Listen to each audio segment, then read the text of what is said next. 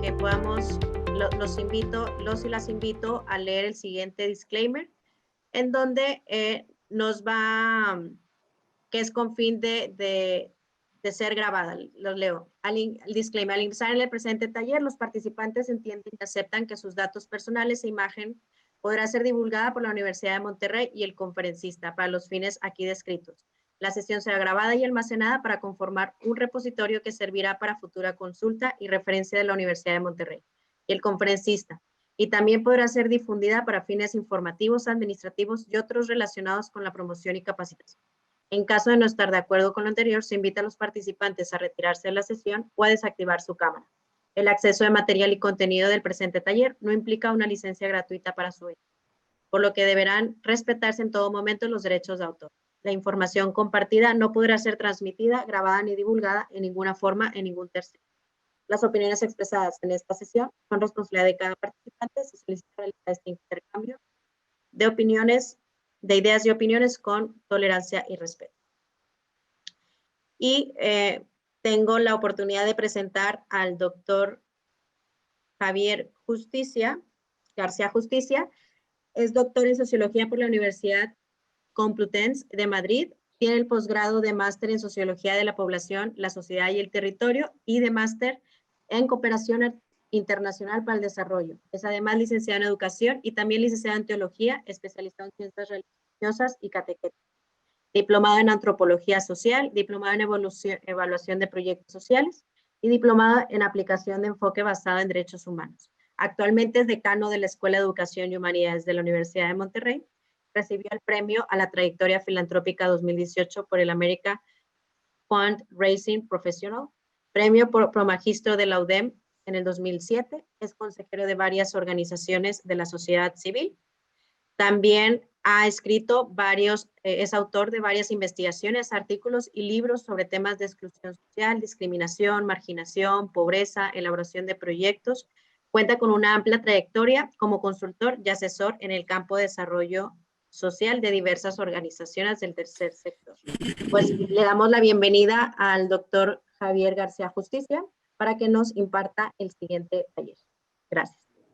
Bueno, pues buenas tardes a todos y a todas. Pues un placer el saludarles. Ya van a notar rápido los que no me conocen, pues que soy español de origen por el acento. No tengo forma de quitármelo, aunque estoy en México en estos momentos. Bueno, pues ya llevo 18 años en México trabajando en la UDEM y bueno, pues en estos momentos, como decía Monse, al frente de la Escuela de Educación y Humanidades, ¿no? Alguno de la escuela vi por aquí en la lista y está María Olivia también, y bueno, el resto pues encantado de poderos saludar y pues veros por aquí, ¿no? En la medida de lo posible, si podéis en algún momento ir conectando la cámara, ¿no? Sí, no es necesario, pero posiblemente para ir viendo algunos rostros, alguna cosa, porque si no veo cuadraditos negros y se queda uno un poquito de decir, bueno, ¿le estoy hablando a cuadraditos o personas? Ya sé que estáis ahí, pero un poquito, cuando podáis, ¿eh? No os sintáis obligados ni nada, ¿no? Pero el que no encienda la cámara lo vamos a sacar de la sesión, pero no os sintáis obligados, ¿sí? Ana, estoy bromeando, ¿vale?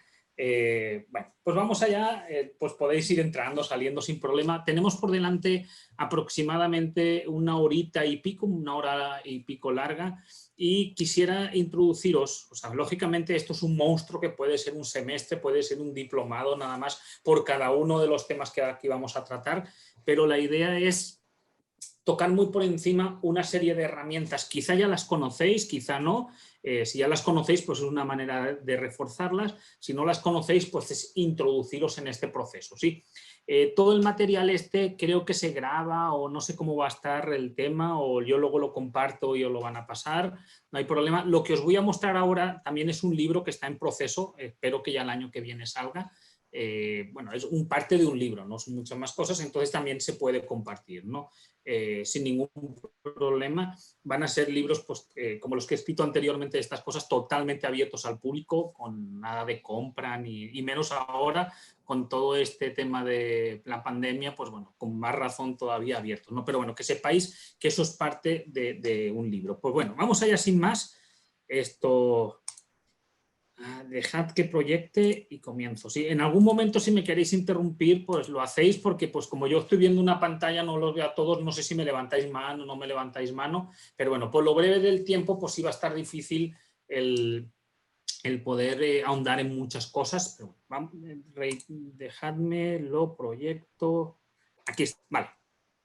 Pues así se llama el curso, creo que ya lo estáis viendo, me imagino. No sé, Monse, a ti te estoy viendo ahora, no sé si hace así con la cabeza, por lo menos. Sí, ya Sí. está, nada más no está en modo presentación. Sí, ya sé que no está en modo presentación, es nada más para saber que ya se está proyectando. Pues mirad, ese es el título. Vamos allá. Las 4 cosas que me gustaría ver, el que nos queda por delante, son estas 4 herramientas, son 4 metodologías que sirven para aproximarse a proyectos de desarrollo. Y pues bueno, proyectos de desarrollo, si se desarrollan a profundidad, pues tienen visos de poder hacer de un nivel muy alto de impacto, ¿sí?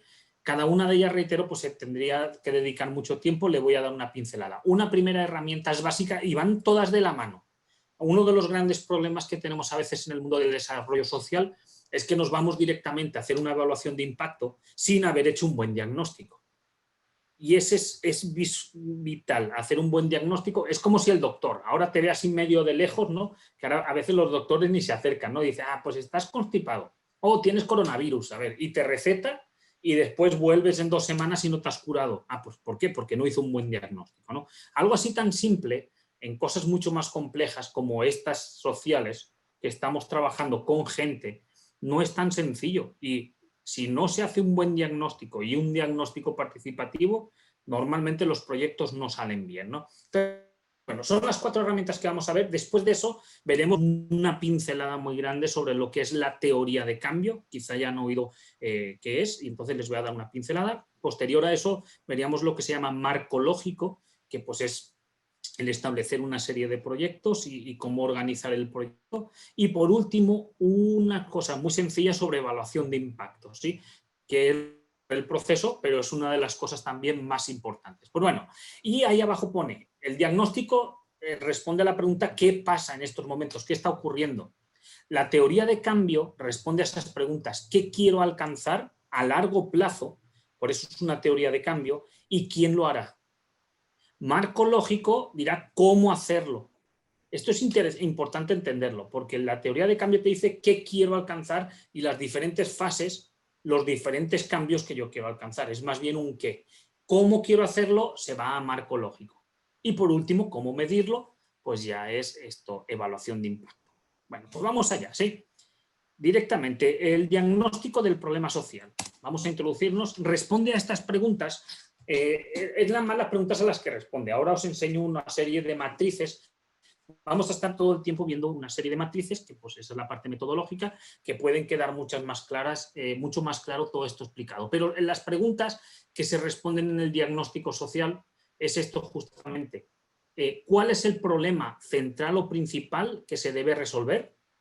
¿Cuáles son las causas, o sea, el problema central, las causas, qué efectos o consecuencias y sobre todo esa pregunta, ¿por qué es necesario un cambio? Esa es fundamental porque a veces hacemos diagnósticos y nosotros mismos determinamos, es que hay que hacer este cambio, hay que justificar muy bien por qué es necesario un cambio y por qué es importante resolver este problema. Porque a veces no es ni necesario ni importante. A lo mejor tú sí lo ves así, pero si hablas con la comunidad, las comunidades a veces pues te dicen, no, pues no, eso por ahí no va, nosotros necesitamos esta otra cosa, ¿no? Bueno, paso un poquito, ahí no vamos a ver todas las diapositivas a profundidad. Este sería un primer esquema para vaciar el análisis del problema social.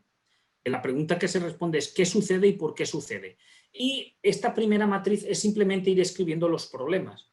Entonces, tratar de poner cuál es el problema central. Me imagino que se está viendo el cursor cómo se mueve o no. ¿Sí se ve, Monse? Sí, Sí.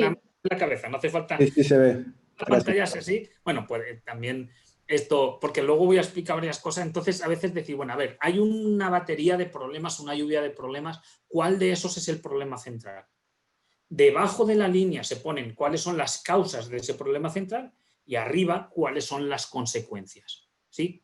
Y aquí a la derecha es interesante visualizar también que cada uno de los problemas lleva asociado un derecho humano que está siendo vulnerado o que está siendo violado, dependiendo del nivel, ¿sí? Entonces decir, oye, pues si hay unas personas que no tienen acceso a la educación, pues el derecho humano a la educación está siendo vulnerado, a la salud, o bueno, pues los N.1000, bueno, N.1000 tampoco, es muy exagerado, ¿no? Pero bueno, cualquiera de los derechos humanos que pueden estar siendo vulnerados. Todo esto lo voy a ir poniendo con ejemplos, ahora vamos a ir viendo varios ejemplos para que vayamos entendiendo un poquito cómo funciona este tema. Pero aquí nada más es vaciar el problema. Los problemas normalmente se redactan con sujeto, verbo y predicado. Ahora veremos unos ejemplos, pero eso lo digo en un ratito más. Eso mismo que se ha redactado una matriz, a mucha gente le viene mejor redactarlo de forma que lo que se llama el árbol de problemas, ¿sí? Ahí diréis, oye, pues no hay ningún árbol por ningún lado. Bueno, tratar de visualizarlo. El hecho de, en vez de hacerlo con una matriz, se pone el problema central en el medio, o el principal, que es el tronco del árbol, ¿sí? Las raíces del árbol son las causas del problema y los efectos son las consecuencias del problema. Esto es muy importante hacerlo, y aunque sea un esquema, hacer este esquema, pero es muy importante porque a veces estamos trabajando en una problemática muy concreta y esa problemática es una consecuencia.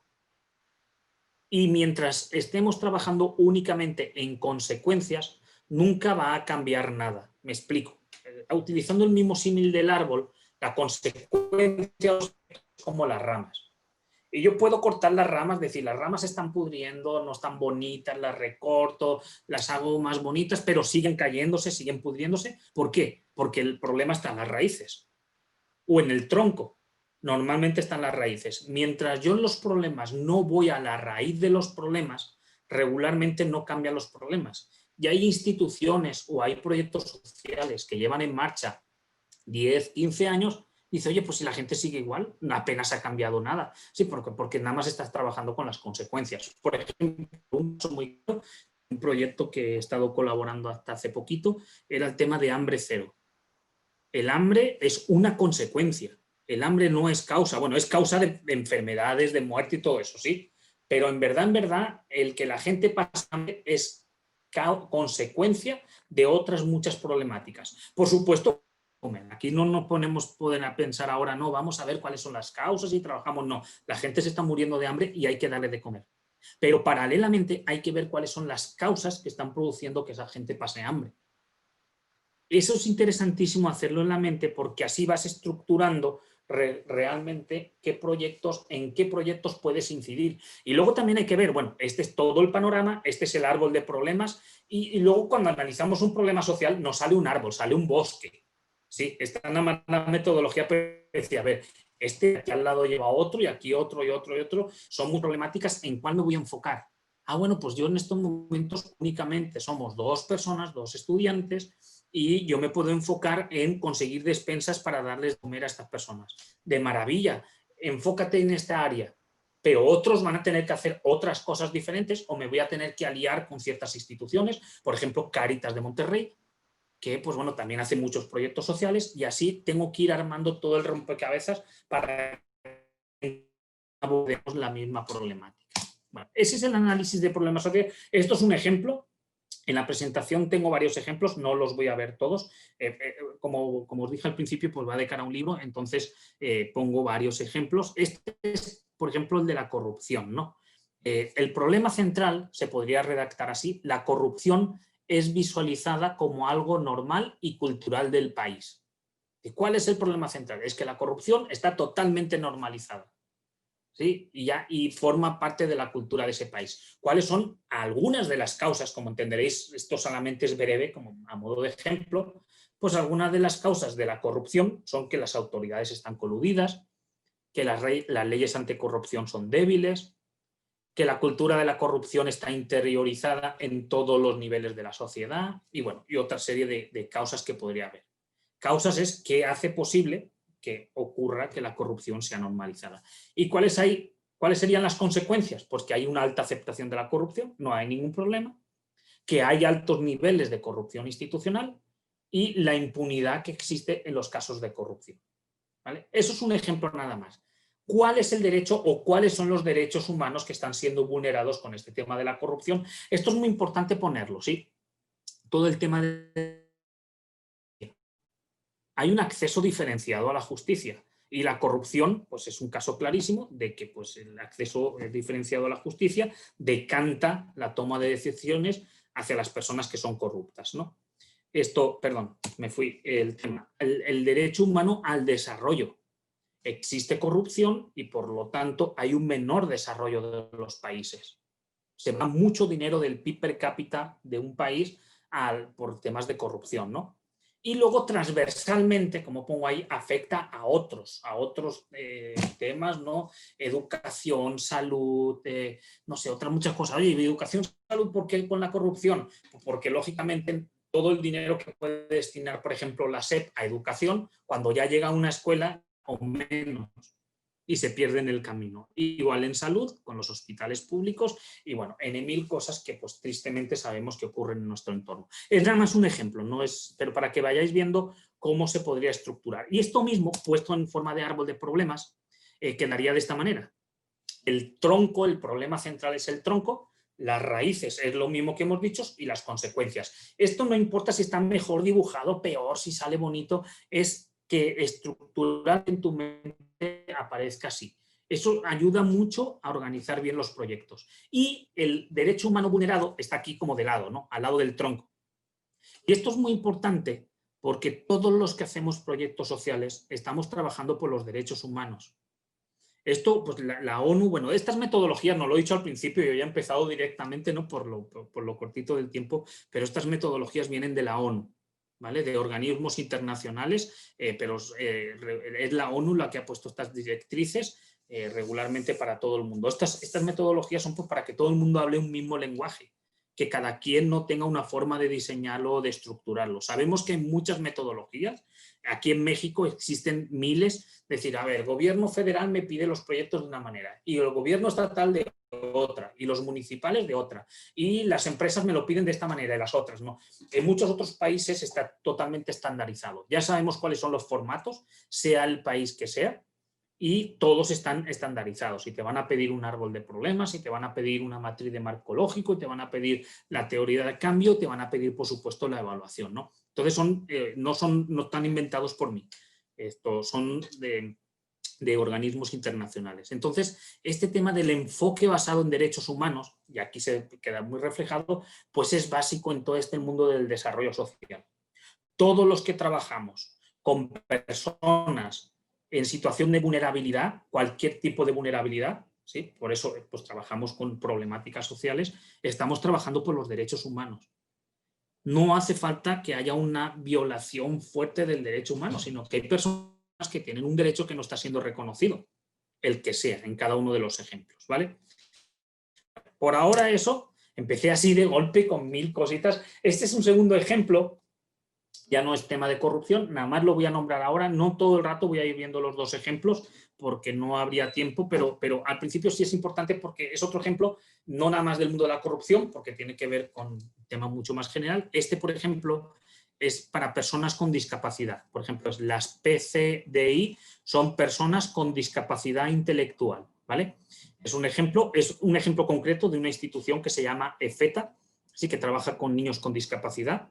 Entonces, bueno, que fue fundado, de hecho, por una ex-AUDEM, Blanquita Maiz, y bueno, pues por suerte en la vida me toca ser consejero de esa institución y pues bueno, lo traigo aquí a colación también, les pedí permiso y todo para el ejemplo, ¿no? Pero fijaos, ¿cuál es el problema central? Uno de los problemas. En el caso de ellos son 4, lo voy a mostrar rápido para que veáis que no es nada más un árbol y con eso se soluciona. En el caso de sustitución tienen 4 árboles diferentes porque cada uno de esos árboles responde a una de las problemáticas que están viviendo estos chicos con discapacidad intelectual. Uno, por ejemplo, el problema central es las personas con discapacidad intelectual tienen pocas oportunidades de recibir una educación integral de calidad y adecuada a sus necesidades. Fijaos, o sea, no decir, pues sí, es verdad, pues, a ver, pero para llegar a esa conclusión hay que darle vueltas y vueltas y vueltas para decir, bueno, a ver, pues la educación de calidad, la palabra fuerte, ahí es educación integral de calidad y adecuada, porque muchos de ellos sí reciben educación, van a un colegio, los meten en un colegio de muy alto nivel y standing, pero no la reciben adecuada. Y por lo tanto se van quedando atrasados. ¿Cuáles son las causas? Ahí veis unas cuantas, no las voy a estar recalcando, ¿no? Pero bueno, por ejemplo, las escuelas públicas, pues bueno, el tema de integración, ni siquiera ya hablamos de inclusión, los temas de integración son muy débiles y bueno, otra serie de consecuencias, de causas y de consecuencias. Nada más quiero leer el problema central para que veamos que ante una misma población, en este caso como son las personas con discapacidad, vamos a tener diferentes problemáticas que hay que abordar. Y alguna institución dirá, oye, pues yo nada más abordo la educación, no tengo capacidad para otra. Ah, bueno, pues otro va a tener que abordar otra, ¿no? En este caso, la misma institución aborda las 4 problemáticas que vamos a ver. ¿Cuál es el derecho humano vulnerado? La educación de calidad. Aquí es muy básico entenderlo, ¿sí? Y es lo mismo, pero en árbol de problemas. ¿Queda más bonito? Hay gente, las dos son igualmente válidas, pero hay gente que es más fácil entenderlo con un árbol. En cuestión de un minuto, mientras yo hablo, puedes leer el árbol y ya entiendes la lógica, y hay gente que lo entiende mucho mejor en forma de matriz, ¿vale? Entonces, no importa si es una u otra, es que esté estructurado y que tenga lógica y coherencia. Eso es muy importante en todas las metodologías sociales, que los proyectos tengan lógica y coherencia, que no sea un recorte y pega, yo voy pensando y aquí voy poniendo. Todas estas metodologías te ayudan a que tengan esa lógica y coherencia. Vamos allá. Fíjate, otro de los problemas para estas mismas personas con discapacidad es que las familias, todo el tema familiar, no nada más la escuela, en la familia, el sistema familiar con miembros con discapacidad intelectual se desestabiliza. Entonces es importante cuáles son las causas y cuáles son las consecuencias. Pero una parte de la educación de calidad, otra las familias, y aquí es lo mismo, el árbol de problemas de las familias. Sí, ahí disculpad que pase rápido porque con haber visto un ejemplo pues entendemos la lógica, pero lo que quiero que entendamos con este tema es que pues hay varias problemáticas que pueden incidir ante la misma población, ¿sí? Por ejemplo, otro de los temas ante las personas con discapacidad es los bajos niveles de inclusión social. ¿Sí? Diré, bueno, pues sí, es que no están incluidos. ¿Qué significa? Que están discriminados. Una de las causas, por ejemplo, si así la leo, dice, la sociedad muestra una acentuada discriminación y estigmatización hacia las personas con discapacidad. U otra causa es que el grado de discapacidad limita la oportunidad de inclusión en la sociedad. Pues de formar parte como un ciudadano más de la sociedad. ¿Y cuál es el derecho humano vulnerado? Pues el derecho de la inclusión social. ¿Vale? Entonces, ese es el tercer problemática que puede vivir una persona con discapacidad. Y la última, la inclusión laboral. Las limitadas oportunidades de inclusión laboral. Pues muy bien incluirlo, pero al final, conforme nos vamos haciendo adultos, tenemos que ser autónomos. Todas las personas buscamos la autonomía. Por supuesto que una persona con discapacidad también busca la autonomía, como cualquiera de nosotros, y gran parte de lo que nos da la autonomía es tener un trabajo, y un trabajo de calidad y bien pagado. Y muchos de ellos están preparados para tener esos trabajos, pero no les dan los trabajos por su discapacidad. O no le dan trabajos adecuados a su discapacidad. Entonces, pues al final dice, pues muy bien, puedo hacer lo que sea, pero si llego al mundo laboral y no me dan trabajo, pues estoy perdido. Esto ocurre mucho con la discriminación en general, no nada más, aquí puse el ejemplo de las personas con discapacidad, pero en tema de discriminación, pues bueno, ocurre mucho. La discriminación, pues todos sabemos que son fronteras simbólicas, son barreras simbólicas que tenemos en nuestra mente. Al final, cuando te encuentras con una persona, pues no hay discriminación, pero si en mi mente yo me he puesto toda una cantidad de barreras simbólicas con las que yo discrimino, pues por supuesto, pues eso me ha construido, ¿no? mi discriminación, mi forma de ver la discriminación. Estamos en la sociedad más discriminadora de todo México. La sociedad regiomontana es la sociedad más discriminadora de todo México. Bueno, no sé si algunos de aquí seréis de otros lugares de México. El CONAPRED, la Comisión Nacional para la Prevención de la Discriminación, pues justamente dice que somos los más discriminadores por color de la piel, por origen étnico, por discapacidad, por religión, por orientación sexual. Y bueno, así vamos teniendo varios. Entonces, pues, pero esos son constructos que hemos tenido en nuestra mente. Hay que tratar. Aquí es interesante, por ejemplo, en el de la inclusión social, nada más estoy dando unos tips para soluciones futuras que pueda haber a ciertas problemáticas. Porque muchas veces, por ejemplo, con el tema de la discriminación o hablamos de la inclusión, seguimos trabajando con las personas que están excluidas, pero no con los excluidores. Entonces, si hacemos un buen árbol de problemas, cuando hablemos de inclusión, una cosa es darle herramientas educativas, trabajar con la familia o darle todas las competencias necesarias para el mundo laboral. Eso sí es trabajar con la persona, por ejemplo, con discapacidad. Pero cuando hablamos de inclusión social, no hay que trabajar con la persona con discapacidad o con la persona discriminada, sino hay que trabajar con el discriminador para cambiar sus patrones culturales. Por ejemplo, tristemente, ¿cuántos proyectos hay que se trabajan por la mujer? Por tema de género. Pero ¿cuántos proyectos paralelamente se están trabajando con hombres? Entonces, trabajamos con las mujeres porque tristemente tienen que vivir una situación pues, de violencia y bueno, todos sabemos toda esa realidad, pero ¿cuántos proyectos está trabajando con el violentador? Poquitos. Entonces, oye, pero si el origen está allí, el origen está en los patrones culturales que han educado a los hombres. Entonces, este árbol de problemas te tiene que llevar, pues seguiremos trabajando con las mujeres, pero mientras no hagamos algo con los hombres y con todos los patrones culturales, no va a cambiar la situación. ¿Vale? ¿Seguís ahí? Perdón, ¿siguen ahí? Ah, vale, es que me decía que se había quedado congelada, ¿no? Bueno, sí, estos ejemplos. De hecho, por ejemplo, sorry, una disculpa que te interrumpa, hay una pregunta no, de Roberto Antonio y dice, ¿hay algún orden o jerarquía de la disposición de los renglones de las consecuencias? No. De alguna manera. No hay orden. Si te fijas, más esto simplemente para que te ayude a jerarquizar, no, a vaciar las ideas. Si luego las pasas aquí al árbol de problemas y ves esto en paralelo. Aquí yo he dibujado nada más dos niveles, me explico. Hay un primer nivel de causas y hay un primer nivel de consecuencias. Pero cada una de ellas puede tener causas y sus consecuencias. Eso sí, cuando lo dibujas así en forma de matriz, pues no hay niveles, pues simplemente las vas vaciando, las que están causas y consecuencias. Pero cuando ya dibujas en forma de árbol de problemas, sí puede haber más raíces. Por ejemplo, en este mismo ejemplo que estamos viendo aquí, aquí dice, una de las causas, las personas con discapacidad tienen pocas oportunidades de formación laboral de calidad. Ahí debajo, ¿y por qué tienen esas pocas oportunidades? Y puedes empezar a poner más causas de esa causa. ¿Sí? Pero llega un momento que tampoco tenemos que ir para abajo, tampoco tenemos que irnos hasta el infierno, ¿no? Buscando causas, ¿no? A veces con dos niveles, tercer nivel es suficiente. Consecuencias también puede haber muchas, ¿no? Por ejemplo, la de arriba de la izquierda dice, las personas tienen limitadas oportunidades de inclusión laboral. ¿Cuál es una consecuencia de que tienen esas pocas oportunidades? Pues porque no tienen un ingreso suficiente para ser independientes. No, mejor hasta ahí. Oye, ¿y qué pasa si no tienen un ingreso para ser independientes? Porque no son independientes, ¿no? O sea, no sé, podemos ir jugando arriba y abajo con todas las que necesitemos para explicar el fenómeno. Al final no hay un límite, es lo que tú necesites para que el fenómeno que tú estás buscando sea suficientemente abordado. ¿Vale?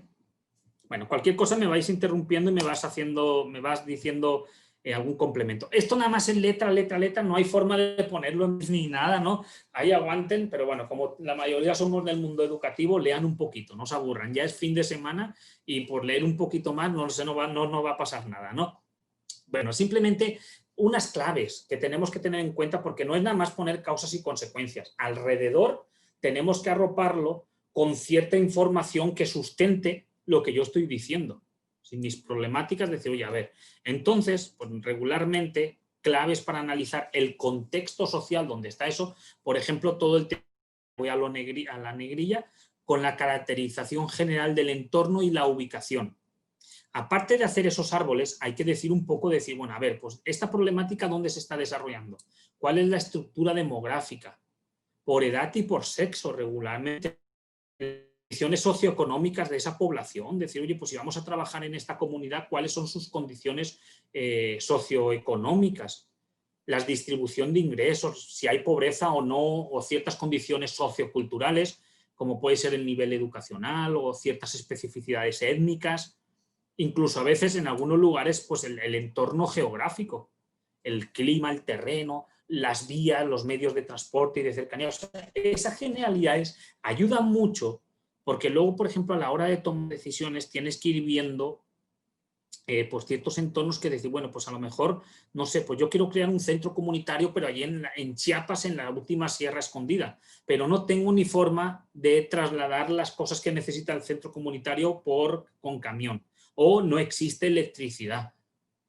Entonces, bueno, pues a ver qué centro comunitario, algo que no, las alternativas. O sea, todos esos detallitos es muy importante. Hay algunas de estas que no es fácil abordarlas. Por ejemplo, los temas de discriminación. Me voy al mismo tema porque hay ciertos problemas sociales que sí están localizados en un espacio y en un territorio muy concreto y es fácil abordarlo. Por ejemplo, el tema de la pobreza.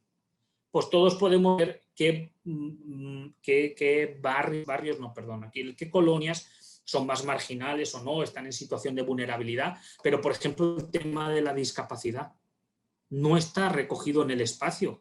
No dice, ah, mira, en este barrio ahí están concentradas todas las personas con discapacidad. ¿No? Eso está difuminado en la población en general. O, por ejemplo, el tema de orientación sexual. Es decir, pues eso está entonces, pues en la población en general. Incluso a veces, por ejemplo, el tema de etnia. Sí es cierto que en ciertas colonias se concentran más personas de determinadas etnias, pero luego también está muy difuminado en el entorno. Por ejemplo, un dato muy curioso, ¿alguien sabría decir dónde hay más indígenas en el área metropolitana de Monterrey? El número, no en concentración. ¿Juárez? No. En Juárez hay más concentración, hay un porcentaje más elevado respecto de la población. O sea, en números relativos sí está en Juárez, eso sí es cierto, pero en números absolutos no es Juárez. Me hace que es Monterrey, ¿no? El mismo Monterrey. Tampoco. No se vayan muy lejos. En San Pedro Garza García. La última estadística que sacó la sacó Severín Durín. Severín Durín es una antropóloga social. Donde más indígenas hay es en San Pedro.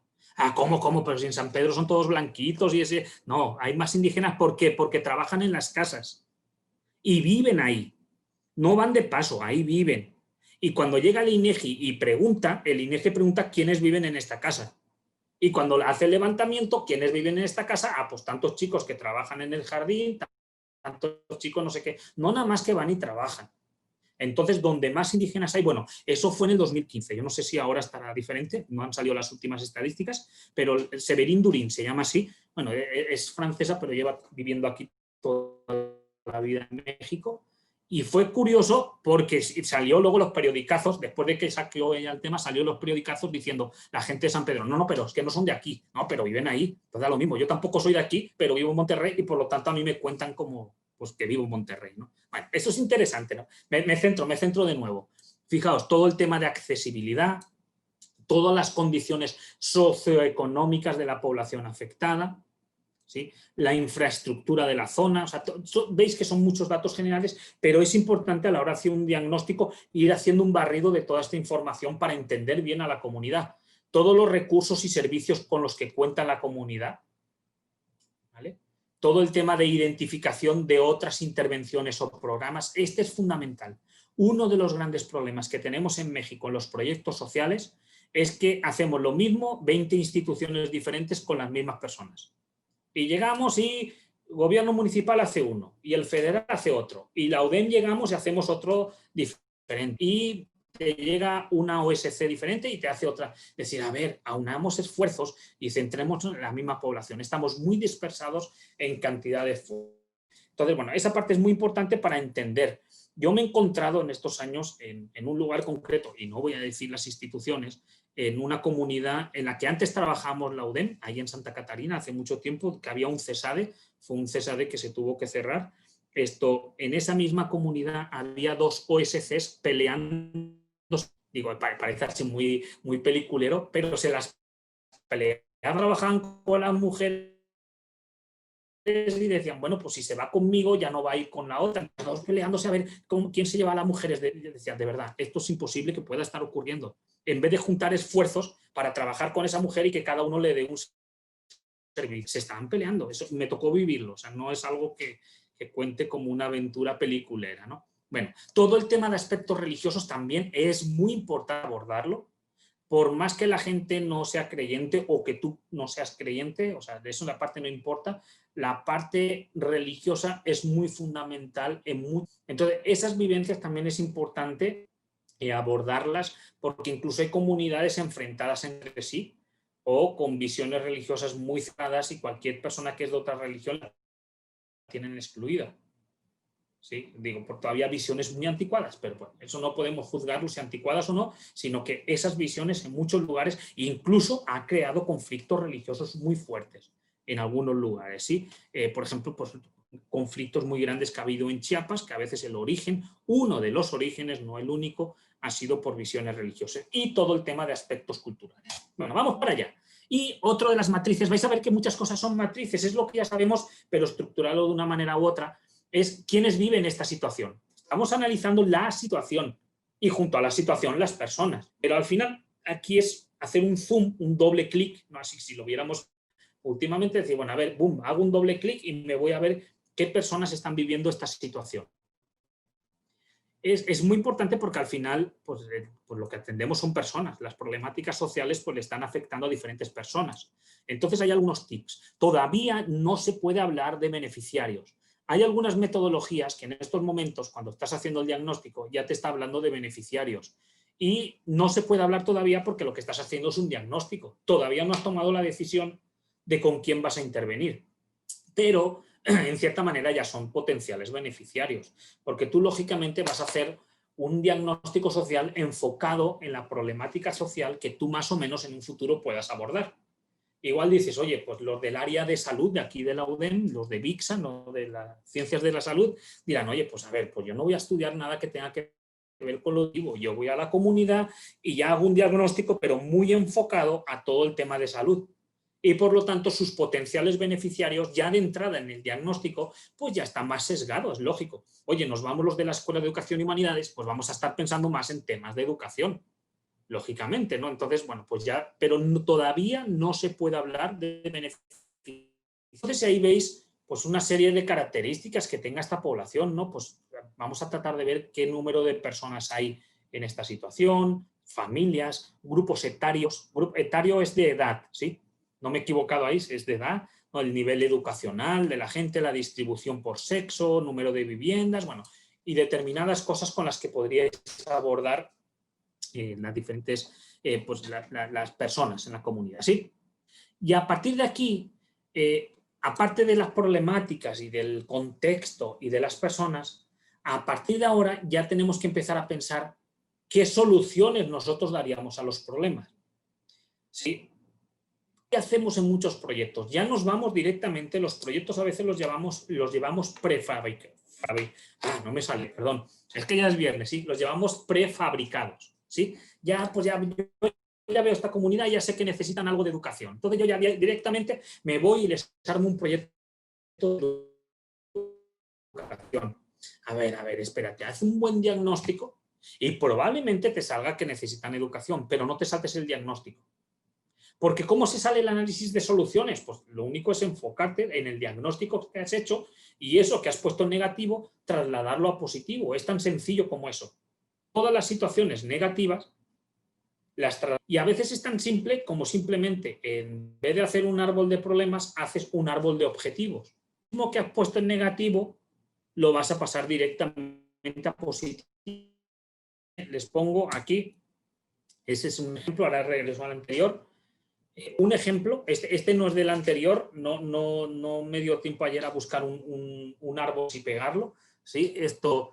Pero les puse nada más esta diapositiva para que vean, por ejemplo, una problemática. Si han escrito una problemática que pone elevadas tasas de analfabetismo infantil, esa problemática la traslado a algo positivo, automáticamente hago el cambio. Es mejorada la situación educativa infantil, ¿sí? Una problemática, otra, alto nivel de fracaso escolar, pues la paso a positiva, reducido los niveles de fracaso escolar. ¿Sí?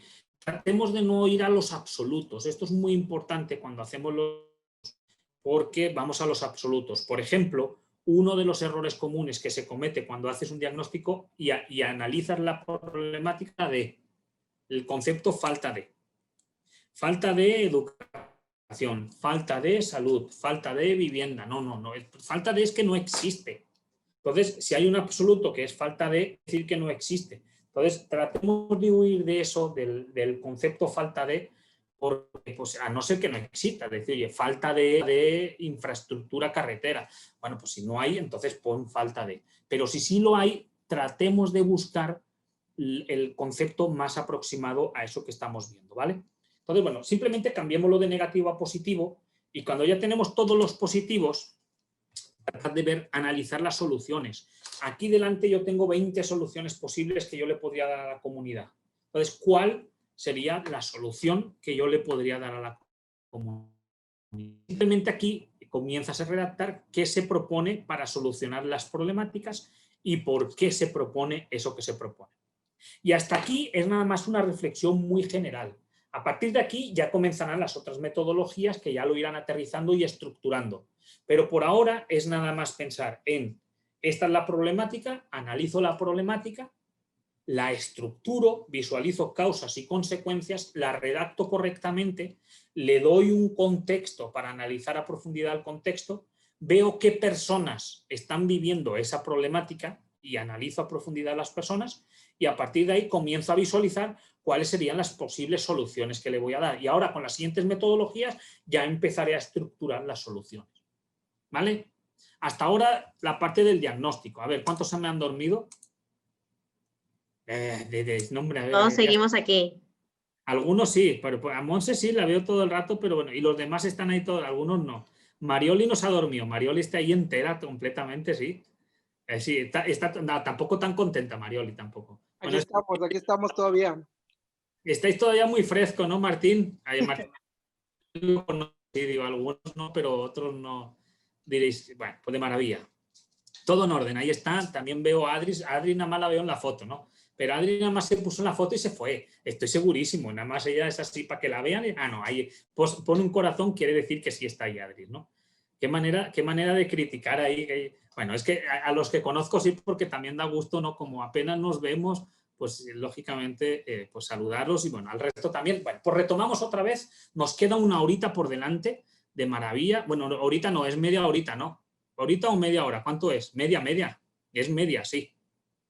Sí, nos queda media hora. Vale, de maravilla, no, perfecto, sí. Porque lógicamente he dedicado más al diagnóstico porque es básico. Eso no es indiscutible, que el diagnóstico es algo fundamental y bueno, unas herramientas muy sencillas al respecto. Después de eso, me voy otra vez al documento. Dejad. Aquí ya me he pasado todo eso. Son 58 diapositivas, pero no las vemos todas, no se apuren. Están ahí ejemplos y todo, para que luego cuando lo retomaran esto, déjenme, aquí está, teoría de cambio, fijaos. Muy bien, pues bueno, a ver qué soluciones quiero dar yo. Pues ahora es estructurar, comenzar a estructurar esas soluciones. Y hay una herramienta que se llama así la teoría de cambio, y es qué cambios quiero yo de realizar. ¿Qué es la teoría de cambio? Fijaos, esto que aparece ahí, trato de explicarlo lo más sintético posible.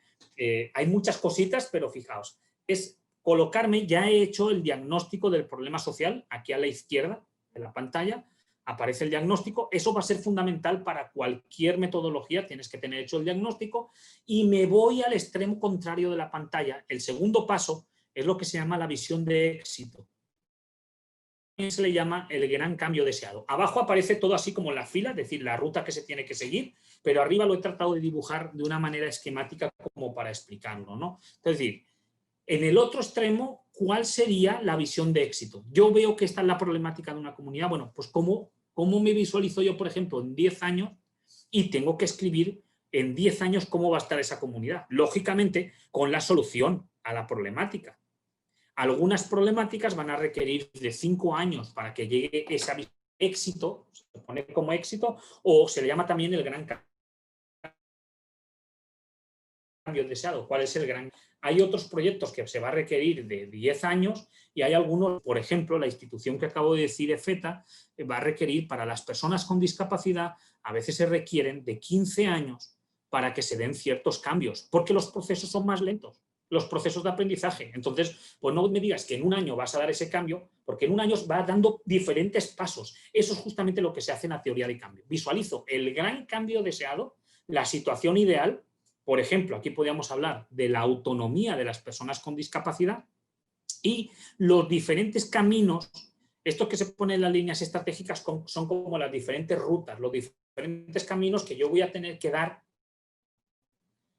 15 años para que las personas con discapacidad.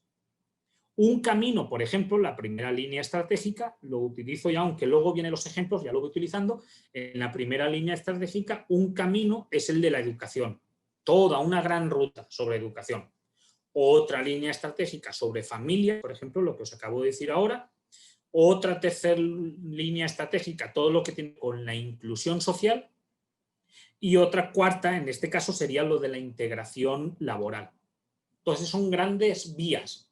Muy bien, pero tiene la gran vía, pero bueno, ¿y ahora qué? Tengo que desglosarla por fases. Si os fijáis, por eso está así, por fases. Ahí puse 3, pueden ser 2 fases, puede ser 1, puede ser 5 fases, por ejemplo, y no todas tienen igual. Por ejemplo, educación a lo mejor tiene 6 fases, es un ejemplo.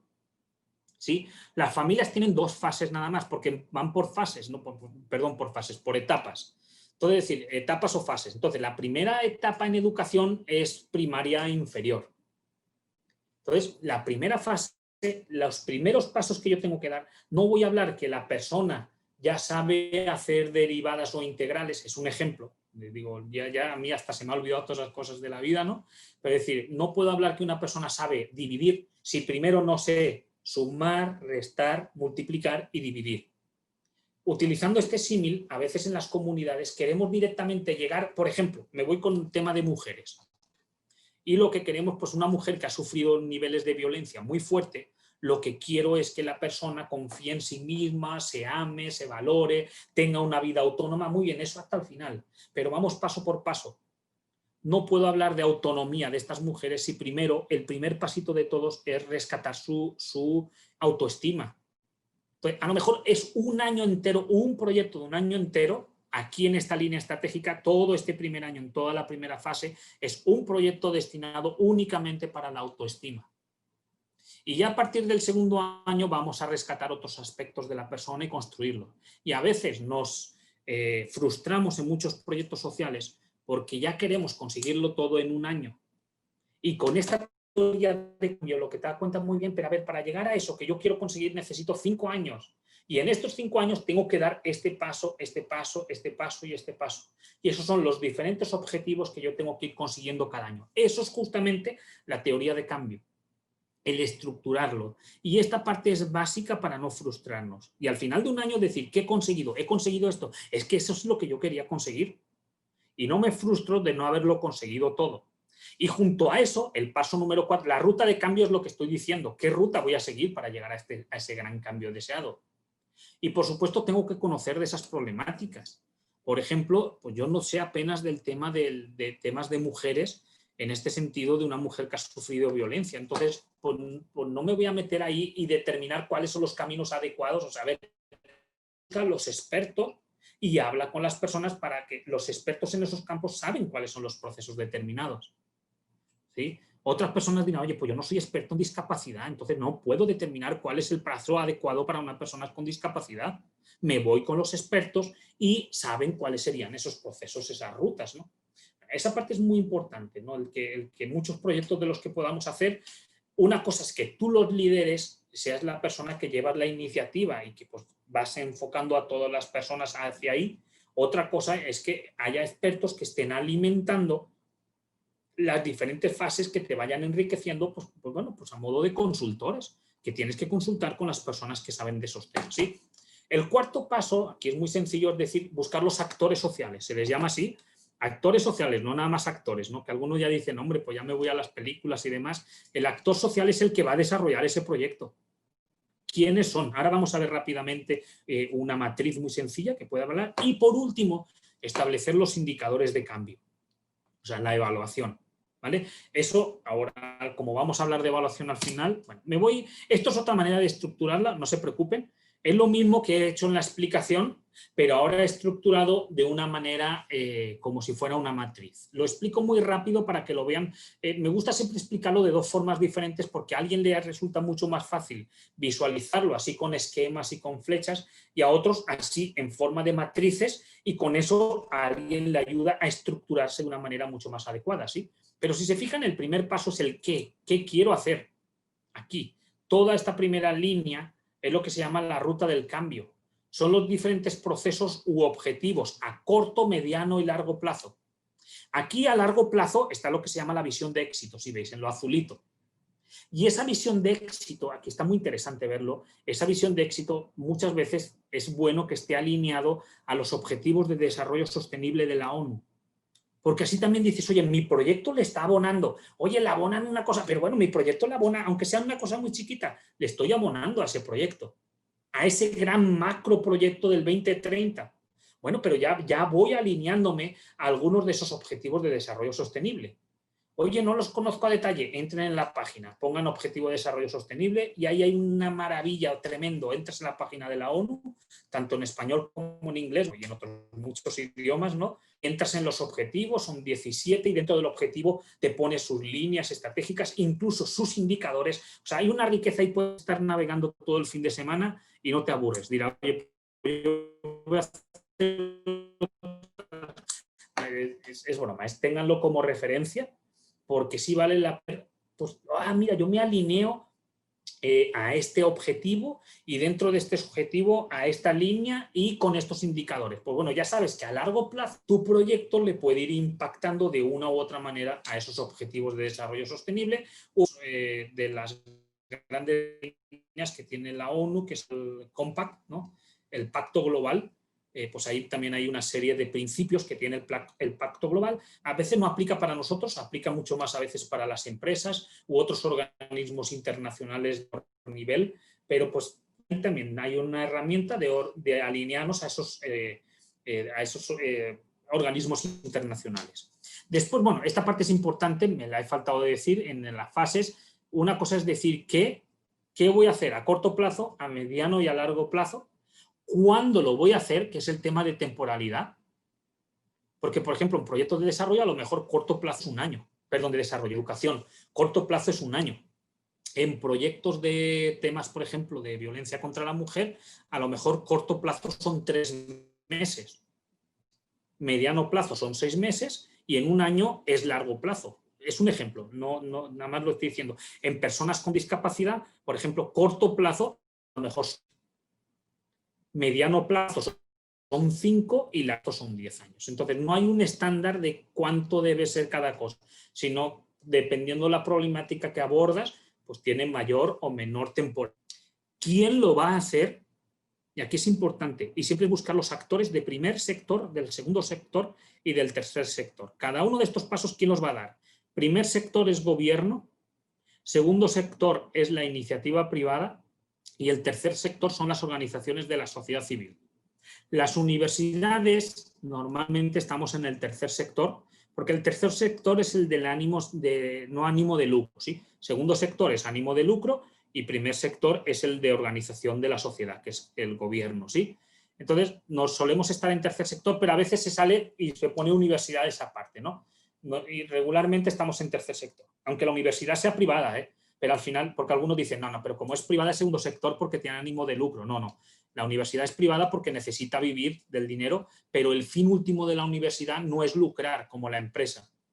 El dinero sirve para vivir. Entonces sí es tercer sector porque el fin último es la educación, no es ganar dinero, ¿vale? Bueno, ¿y cómo medirlo? Ahí se pondrían los indicadores, ¿vale? Eso en un ratito más me introduzco. Este es un ejemplo. No me quiero meter demasiado a profundidad con el ejemplo, pero es un ejemplo de cómo quedaría relleno. Más ejemplos y más ejemplos. ¿Sí? He puesto muchas cosas, o sea, lógicamente sabía que nos iban a poder dar, pero como luego es un material que os queremos compartir o va a estar para compartir, yo preferí poner más información porque algunos se sienten más familiarizados con, por ejemplo, corrupción y la entienden mejor, otros con otros ejemplos, entonces quise poner todo el material para, lógicamente, que lo tengáis, ¿sí? Este es un ejemplo de cómo se estructuraría los actores sociales. Este está interesante, esta matriz, de cómo se estructurarían los diferentes actores sociales Aquí se pone el nombre del actor social, es importante, no nada más decir gobierno, quién es dentro de gobierno. Oye, la Secretaría de Desarrollo Social, o la SER, o la de Salud, o sea, quién es, o el municipio de San Pedro, el municipio de Santa Catarina, o sea, quién es. ¿Y qué función va a realizar? Este es interesantísimo, porque no nada más poner, sino qué función van a realizar ellos. Y esto es importante porque a veces dice, oye, pues yo voy a hago mi proyecto y solo lo hago yo y ya está desde la universidad. No, a ver, pero ¿quiénes más podríamos ir sumando al proyecto?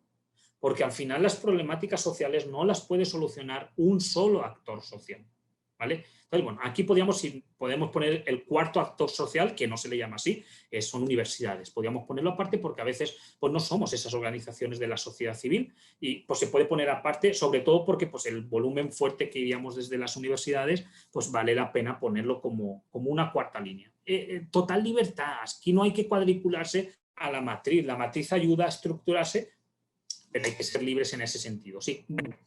Después de visualizar, este es un ejemplo de cómo paso del qué, la teoría de cambio va visualizando los qués. Los qués, que son objetivos, los objetivos son qués. ¿Qué quiero conseguir en la comunidad? ¿Qué quiero conseguir a corto plazo, a mediano plazo y a largo plazo? ¿Qué quiero conseguir en las personas con las que yo voy a trabajar? Y ahora eso se llama teoría de cambio. La teoría de cambio son los qués. Y ahora, ¿cómo lo voy a hacer? Ese es el marco lógico. ¿Vale? Esta parte es importante, los diferentes proyectos o campañas. Ahí son algunos ejemplos que puse ahí simplemente. Entonces, ¿cómo lo voy a hacer? Es marco lógico y os voy a enseñar una matriz. Me voy directamente, bueno, me voy a la matriz y ahora vuelvo. Fijaos, el tema de la matriz es mucho rollo, hay mucha cosa, mucha información, es un poquito más complejo. Solamente para explicar la matriz a veces se tira 1, 3 y 4 horas, pero lo que quiero es ver cómo se puede estructurar. Aquí a la izquierda se ve cómo se va desarrollando. Hay un objetivo general, ¿sí? Que se le llama fin. El vocabulario también es importante, así se le llama al objetivo general dentro del marco lógico. Y hay lo que se le llaman unos propósitos. Para llegar a ese objetivo general, desarrollo una serie de propósitos, que serían los objetivos del proyecto. ¿Vale? ¿De dónde saco estos objetivos? De la teoría de cambio. No me los invento, no voy a ir. Esos objetivos ya están sacados de la teoría de cambio. De ahí copio y pego. Para un gran objetivo general voy a tener que desarrollar varios proyectos. Entonces, el objetivo del proyecto. Sigo para abajo con la lógica, entonces para desarrollar este proyecto voy a tener que desarrollar una serie de componentes, así se le llaman, ahora me voy a un ejemplo y lo veremos más claro, y para cada uno de esos componentes, si veis aquí al componente número 1, tendré que desarrollar una serie de actividades. Con esas actividades, desarrollando estas actividades, yo cumplo el componente número 1. Desarrollando el componente número 1, el 2 y el 3, cumplo el objetivo del proyecto. Esto nada más sí lo quería nombrar, sé que crea mucha confusión decir, a ver, esto es muy complejo, pero sí es importante porque a veces hacemos actividades que no tienen nada que ver con el fin del proyecto y no le abonan nada. Por ejemplo, un ejemplo, digo, no digo así tal cual, en este momento, por ejemplo, tema que tenga que ver con inclusión laboral. Y la institución esta que estoy hablando, EFETA, soy parte de libertad de poner los ejemplos, este ejemplo, pero EFETA puede decir, bueno, a ver, para inclusión laboral, pues entonces una de las actividades vamos a sacarlos un fin de semana, un paseo para que vayan a ver Cuatro Ciénagas. Oye, pues qué bonito, el paseo está fregón, maravilloso, y salen y autobús y van las familias y nos divertimos un montón. La actividad puede ser maravillosa, bueno, ¿y eso qué tiene que ver con la inclusión laboral? Ah, no, pues nada más salimos de paseo a Cuatro Ciénagas. Y esa actividad, entonces ahí hacemos muchas actividades que no tienen nada que ver con la lógica y la coherencia de un proyecto. Entonces, puede estar más, pero la actividad, si está la matriz de marco lógico, está bien diseñada, tiene la lógica se llama la lógica vertical y la lógica horizontal. Primero tiene que tener la lógica vertical, que para llegar a hacer este proyecto necesito desarrollar estos 3 componentes. Y para cada uno de los componentes, esta serie de actividades. Y las actividades no me las invento. Las actividades tienen que ver con este componente. ¿Vale? Bueno, voy a poner un ejemplo para que pues, más o menos se pueda entender esto que acabo de decir. Muy rápido, lógicamente, pero, por ejemplo, Objetivo del proyecto, del objetivo general. Ciudadanos honestos y confiables.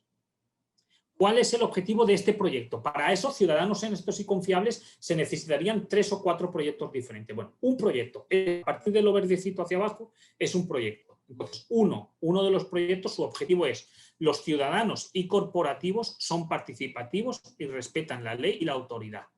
Bueno, a ver, ¿cómo puedo hacer? La pregunta siempre es ¿cómo? ¿Cómo puedo hacer yo eso? Pues, primer componente, se rechaza y denuncian los actos de corrupción y a quien los realizan. Segundo componente, la integridad es un incentivo positivo. Y el tercer componente, existe consenso social y comprensión sobre el significado de la corrupción. Con estos 3 componentes yo consigo este propósito. Ahora, a ver, eso de se rechaza, denuncia los actos de corrupción, ¿cómo lo hago? A ver, pues con esta serie de actividades. Primero, una actividad es una campaña contra la corrupción. Otra actividad son 3 cursos en colegios y otra actividad son 4 cursos en instituciones gubernamentales. Con esas 3 actividades yo consigo que se rechacen y se denuncien los actos de corrupción.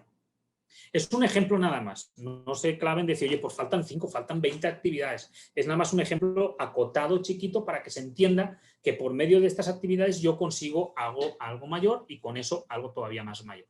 No estoy explicando hacia la derecha de la matriz porque cada una de estas acciones u objetivos tiene que tener una serie de indicadores.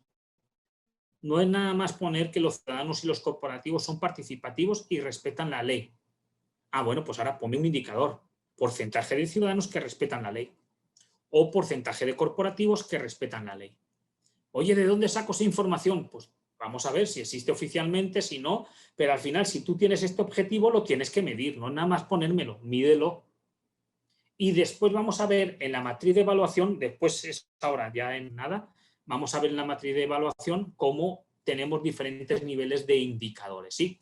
Y una de las cosas que es importante dentro de este análisis de marco lógico es, ahora sí, hacer un análisis de beneficiarios. Ahora sí ya se les llama beneficiarios porque este proyecto concretamente tiene una serie de beneficiarios. Beneficiarios directos, de beneficiarios indirectos y casi nunca se habla de estos últimos, pero son fundamentales, que son los perjudicados y oponentes. Me explico, porque a ver, si mi proyecto es maravilloso, ¿cómo que hay gente perjudicada? Hay veces, hay gente en ciertos proyectos que es perjudicada por el proyecto y que se te puede convertir en un oponente. Y por eso digo I o U, porque a veces no es un oponente real, pero a veces sí. Por ejemplo, un ejemplo muy claro, beneficiarios directos, personas o jóvenes que están en las drogas, en el mundo de la drogadicción y que están tratando de salir de las drogas. Y tu proyecto va a ser concretamente hacia esos jóvenes. ¿Quiénes son los perjudicados? Pues los narcos. Oye, a ver, ¿cómo que? Pues claro que sí, pues los narcos ya no tienen tanta gente a la que vender. O gente que venda, porque pues van a salir del mundo de las drogas. Entonces decir, a ver, pero ¿son perjudicados? Pues claro que lo son. ¿Y son oponentes? Pues bueno, pues esperemos que no se te vuelvan oponentes, porque puede ser muy grave. Y de hecho esto ha ocurrido. Algunos centros de desintoxicación, los narcos han dicho, se cierra el centro o entro y mato gente. Eso ha ocurrido, no me estoy inventando absolutamente nada. En la crisis fuerte del 2010, entre el 2008 y el 2010, aquí en Monterrey llegaban a los centros de desintoxicación y entraban, mataban gente y se iban. Tal cual, o sea, no es nada total, es grave porque es un perjudicado pues muy delicado. Estoy poniendo un caso extremo. A veces simplemente es perjudicado, pero no se te convierte en un oponente.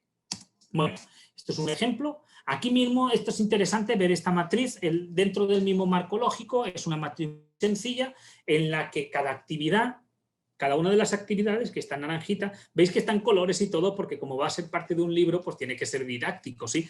Pero bueno, pues en el libro viene explicado todo lo que yo digo. Pues, sí, pero pues tiene que ser posible, ¿sí? Cada actividad se necesita una serie de recursos humanos, materiales y financieros para desarrollarla. A veces no sabemos cuánto dinero necesito para un proyecto. A ver, ¿cuánto pido? ¿Pido 50.000, 80.000, 100.000 o medio millón? ¿Cuánto pido? A ver, ¿cuánto pides? Pues pide lo que te cuesta cada actividad. Eso es lo que tienes que pedir. Entonces, si haces un buen análisis de qué recurso humano, material y financiero, el financiero para a lo mejor pagar el recurso humano de un profesor que te va a dar una plática en un colegio. Y después aquí mismo, en la misma matriz, puedes poner el cronograma o te lo puedes llevar a otra matriz, no importa, a veces para no saturar tanto una matriz, pero a veces decir, bueno, pues esta actividad yo la voy a desarrollar en el mes 1, en el 2 y en el 3. Y esta otra actividad en el mes 3, 4 y 5. ¿Veis? Son cosas muy sencillas, pero ayudan a estructurar muy bien los programas y a visualizarlos así. Bueno, estos son más ejemplos, más ejemplos. Lo mismo son los ejemplos, estos ahora son de FETA, de cada uno de los de FETA. Los de FETA sí son ejemplos reales, os lo comento, pues fue un trabajo que se hizo con la institución. Los de la corrupción no son reales, fue una invención por mi parte. Invención me refiero simplemente para efectos del libro. Y bueno, pues ahí vamos viendo diferentes ejemplos. Me los paso. Ah, este es importantísimo, ¿vale? El tema del análisis de viabilidad. De una serie de preguntas, porque puedes decir, oye, pues muy bien, el proyecto puede estar fregón, voy a hacer un proyecto maravilloso, pero bueno, ¿va a ser viable o no va a ser viable? Pues son una serie de preguntas, así tal cual, no hay nada. Aquí es una pregunta, una serie de preguntas que te van a ayudar a visualizar si el proyecto es viable o no viable. Por cuestiones de tiempo no puedo meterme en ver cada una de ellas, eso era lógico, nada más quería que vierais que sí se tiene que hacer un análisis de viabilidad y aquí lo dejo pendiente. Sostenibilidad. Esto es muchísimo, sí. Sostenibilidad es, pues una vez que el proyecto se está desarrollando, va a poder continuar con el tiempo, el futuro. Pues es que lo voy a hacer yo. Bueno, y en 5 años vas a poder delegarlo sobre las personas con las que estás trabajando. Hay proyectos que no lo puedes delegar y por más que hagas, pues no se puede porque hay muchos proyectos que tienen a lo mejor un talante asistencialista y pues no se puede hacer. Y hay otros proyectos que sí tienen esa posibilidad y tú tienes que estar pensando cómo en un futuro vas a delegar ese proyecto y pues, bueno, pues como nuestros hijos van creciendo y al final tú siempre estarás ahí presente de alguna u otra manera apoyándolos, pero llega un momento que ellos serán autónomos. Entonces, la sostenibilidad es más o menos la autonomía de un proyecto. Y que de vez en cuando volverán a ti y estarán ahí presentes y tú tendrás que asesorarles muy bien, pero ya el proyecto no lo tendrás que estar desarrollando tú constantemente. Bueno, una serie de preguntas.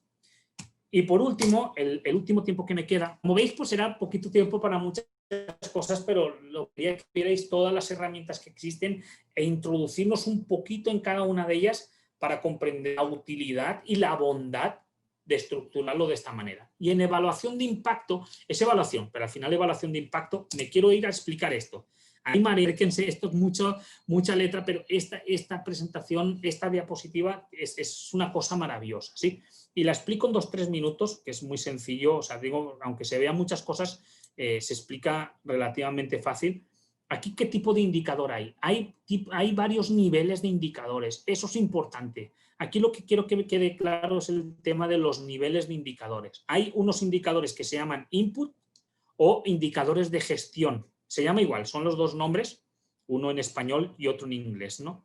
Están los indicadores que se llaman outputs o indicadores de producto. Luego están los outcomes, pero de 2 niveles. Los azulitos son un nivel, que son los outcomes de efecto, y luego están los outcomes de nivel de impacto.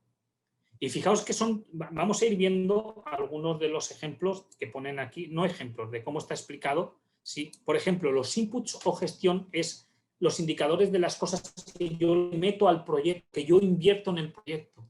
Yo invierto staff, voluntario, recurso, tiempo, material, equipo, compañeros, tecnología, dinero. O sea, los indicadores irían en torno a todo eso, de las cosas que yo le invierto al proyecto. ¿Sí? Los indicadores de producto ya es un paso un poquito más adelante, que los productos que yo hago dentro del proyecto. O sea, por ejemplo, cantidad de talleres, cantidad de actividades, cantidad de encuentros, cantidad de entrenamientos o equipamientos o demostraciones, publicaciones, compras, o sea, todo eso. He comprado 20 computadoras, todo eso ya es un indicador de producto o outputs, se le llama también, ¿sí? Ahí lo pone explicado, los productos que se generan a corto plazo. Pero ahora empieza lo interesante y lo más difícil de medir, porque a veces muchos estamos tranquilos. Es que he ido a una comunidad y he dado 3 conferencias y ha habido 20 personas en cada conferencia. No, qué maravilloso, y me quedo tan tranquilo. Y ya he dado el indicador y he dado un reporte. Bueno, ¿y qué has conseguido con las personas? ¿Qué cambios se han generado en las personas? Aquí es donde empezamos con los outcomes. No nada más doy una plática. ¿Qué cambios se ha generado en esas personas? ¿Qué cambios en sus aprendizajes, en su conciencia, en sus conocimientos, en sus actitudes, en opiniones, en sus motivaciones? ¿Han cambiado algo sus comportamientos, sus acciones, su forma de hacer, de vivir la vida, por ejemplo, en prácticas, sus tomas de decisiones? Un ejemplo muy claro, por ejemplo, con todo este tema de las mujeres que os decía antes. Pues hemos hecho varios talleres con mujeres que han sido violentadas y han llegado a un centro de acogida, ¿no? Esas casas de seguridad, ¿no? Que las tienen ahí protegidas, y hago muchas actividades. De maravilla, repórtalas, pero bueno, ¿y qué cambios han dado en estas mujeres? Se han dado algunos cambios en sus personas, por ejemplo, en su autoestima.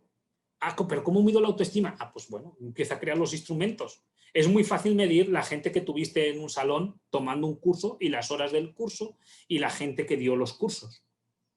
Pero no es tan fácil medir los cambios. Pero es que eso es lo que necesitamos hacer, los cambios en la gente. Y por último, el indicador de impacto es los cambios que se dan en el entorno social. Si cambia la gente, cambia su entorno. Entonces va mucho más allá. Entonces, ¿qué es cuando nos dicen? Pon un indicador de impacto. Digo, no, pues espérame 5 años porque tengo que ver los cambios que primero se forman en la comunidad. Pídeme en 1 año la conciencia o el aprendizaje de las personas, pero no me pidas un cambio en la comunidad. Porque los procesos son lentos, las personas tenemos cambios lentos y poco a poco vamos haciendo cambios. La persona que cambie su entorno inmediato, la familia, su comunidad, y así poco a poco va cambiando el entorno, ¿sí? Bueno, estísimo este cuadro para situar qué queremos hacer y no es nada más dar un curso. ¿Sí? Por ejemplo, los que estamos en el mundo educativo. ¿Sí? Es decir, bueno, pues ahora podemos, ya las graduaciones las tenemos ahí a 3 semanas y podemos contar, se gradúan 2.000 alumnos de la UDEM, ¡qué maravilla! Eso es un indicador de producto. Y con tantas titulaciones sigue siendo producto. ¿Qué cambios han dado en estos chicos? Desde que entraron a la UDEM hasta que están saliendo de la UDEM. ¿Han adquirido las competencias? ¿Han adquirido competencias disciplinares? Ah, muy bien, eso lo dice un título. Pero han adquirido competencias sociales. Han adquirido otra serie de competencias. Entonces se necesita un cambio en la persona. Entonces el título nada más no te dice muchas cosas de los cambios que se han dado en los chicos, ¿no? Bueno, esto es interesantísimo. Mira, pues interesante para ti que lo estás diciendo, ¿no? Pues para ti el maestro, ¿sí? Bueno. Nos quedan unos poquitos minutos, ideal, para ir cerrando este tema. Y todo esto, lo mismo, o sea, esto para que visualicemos qué tipo de indicador que tenemos que diseñar y los diferentes niveles de los indicadores y qué es lo que yo quiero medir, ¿vale? Y por último, el mostraros aquí una matriz de indicadores. Matriz o ficha de indicadores, lo mismo. ¿Qué cosas serían las básicas que debería contener una matriz de indicadores? ¿Sí? Lo voy a poner también con un ejemplo, ¿vale? Para que vayáis viendo la matriz a la vez que el ejemplo, ¿sí? Así puede quedar mucho más claro. Pero una de las primeras cuestiones que tiene que quedar en una matriz pues son los indicadores. Tiene que quedar claro cuál es el indicador que tú estás queriendo medir. Aquí pongo la explicación que pone unidad de medida, ¿vale? La indicador es la unidad de medida. Después tiene que venir lo que se llama la línea base. Y eso es muy clarísimo, es decir, ¿de dónde parto? La línea base es dónde estoy en estos momentos. Ese indicador, en este momento en el que yo estoy redactándolo, ¿cómo está ese indicador? La línea base, ¿de dónde se obtiene? De los diagnósticos. En estos momentos, por ejemplo, únicamente el 30% de la población comprende el significado de la corrupción. Esa es la línea base, de ahí parto. La línea base es de donde parto. Y siguiente columna es la meta. Las metas, y ahí ya veis que en varias filas pues aparecen diferentes metas. Por ejemplo, si en el año 18 era el 30% de la población, mi primer meta en el año 19 es que el 50% de la población lo comprende. Es importante ver el verbo. El verbo es clave. No podemos poner el verbo así de relleno. Los verbos son clave para todo, para un diseño de objetivo y todo. Y por los que estamos en el mundo educativo sabemos que existe, por ejemplo, la taxonomía de Bloom. Oye, ¿qué verbo elijo? Vete a la taxonomía de Bloom, pero no porque la entiendas ni nada, sino porque a veces aparece ahí un montón de verbos, ¿sí?